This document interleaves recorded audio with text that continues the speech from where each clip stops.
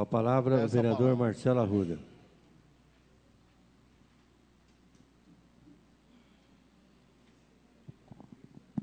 Boa tarde a todos os presentes, aos que nos acompanham pela radiodifusora e pela internet. Minha cordial saudação.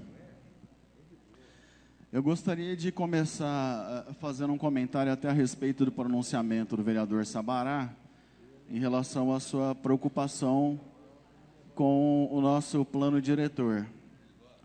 Eu também tenho ouvido o prefeito falar da expansão da área urbana para praticamente o dobro do tamanho que atualmente nós temos, de 35 para quase 70 quilômetros quadrados. E eu fico bastante preocupado em relação a isso, porque se o nosso plano diretor não estabelecer as diretrizes de acordo, a gente pode ter bairros muito distantes da cidade, sem o mínimo de infraestrutura para que essas pessoas possam chegar à cidade. Eu já tenho uma preocupação nesse quesito, por exemplo, com aquele condomínio que está prestes a ser inaugurado ali próximo ao posto Irmãos Ribeiro, ali, né? No Potreiro, no Córrego dos Peixes, perdão. A gente fica imaginando, quando aquele prédio for inaugurado, que todas as famílias se mudarem para lá, como que vai se dar a mobilidade dessas pessoas para chegarem até a cidade. E aí a gente cai na questão do puxadinho que o Sabará falou. Aí a gente faz uma solução meia boca aqui, e essa meia boca fica definitivo, e a gente não progride.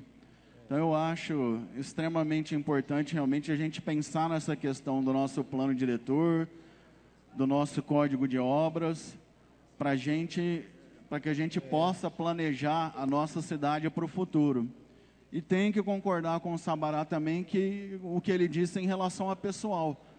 A gente sabe que o nosso departamento de obras não tem pessoal para poder fazer esse trabalho desse plano diretor.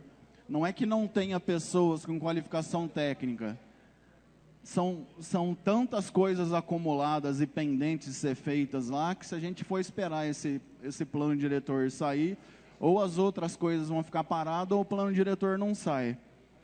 E eu lembro também que a Prefeitura Municipal, através de uma indicação minha, assinou um convênio com o IPT, que é o Instituto de Pesquisas Tecnológicas do Estado de São Paulo, ligado à USP e a várias universidades estaduais, composta por pesquisadores, mestres e doutores nas mais diversas áreas, e que poderia se pensar, por exemplo, em contratação do IPT para elaborar esse plano diretor do município, enquanto os nossos servidores se encarregariam do dia a dia da administração, da gestão do nosso departamento de obras.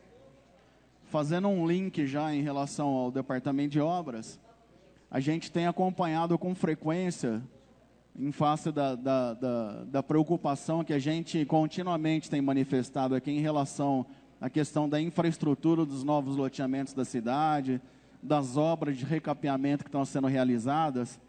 A gente tem feito um trabalho de acompanhamento o mais próximo possível para ver a aplicação dessa infraestrutura se atende à conformidade técnica.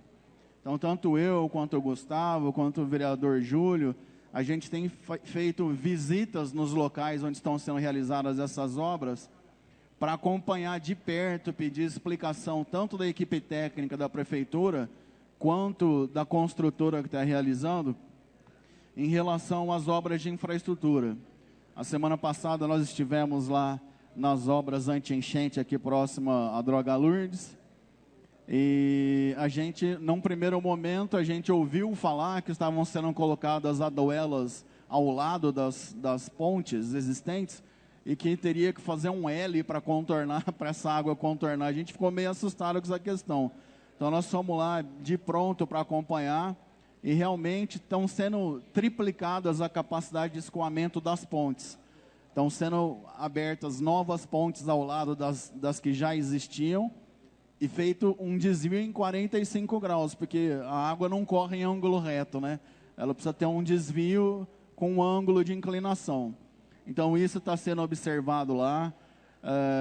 Apesar de nós não sermos engenheiros civis, A gente tem a convicção de que o trabalho está sendo bem realizado e com a abertura do canal ali também, que vai ser feito, vai praticamente dobrar a capacidade de volume de água naquele trecho entre o Poço São Paulo e a Droga Lourdes. Porque não adianta você ter o canal aberto para lá com 4 metros de largura e para baixo dali com 4 metros de largura e aberto também, enquanto que aqui você tem um gargalo que não chega a 2 metros naquelas antigas aduelas. Então, o serviço está sendo bem realizado e a gente tem esperança que, de fato, isso possa contornar o problema de modo definitivo. É uma pena que a gente não vai poder ver aquela área ali pavimentada com asfalto, porque, infelizmente, o Ministério Público se posicionou contrariamente. Então, vão ter que ser colocados pisos intertravados ali, por questão de permeabilização, mas o que a gente queria ver ali mesmo ser pavimentado em continuação da Avenida 14 de Março e na sua interligação com o Oswaldo Scatena, aqui próximo já da rodoviária. Quem tem me acompanhado tem visto também a luta que eu tenho travado aí em relação à questão da nossa iluminação pública, ainda no quesito da iluminação pública em LED.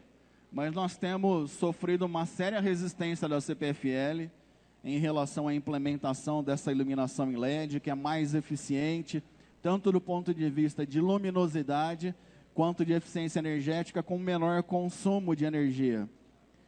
E outro dia eu tive uma reunião com a nossa procuradora jurídica do município aqui, a doutora Priscila, e então nós tivemos a percepção de que a gente precisaria reavaliar o contrato entre a prefeitura e a CPFL, para ver se nós teríamos que propor alguma alteração, uma repactuação, enfim, todo contrato de longa data, né, Marta? Se você não visitar o contrato constantemente para rever as cláusulas, você pode incorrer em prejuízos.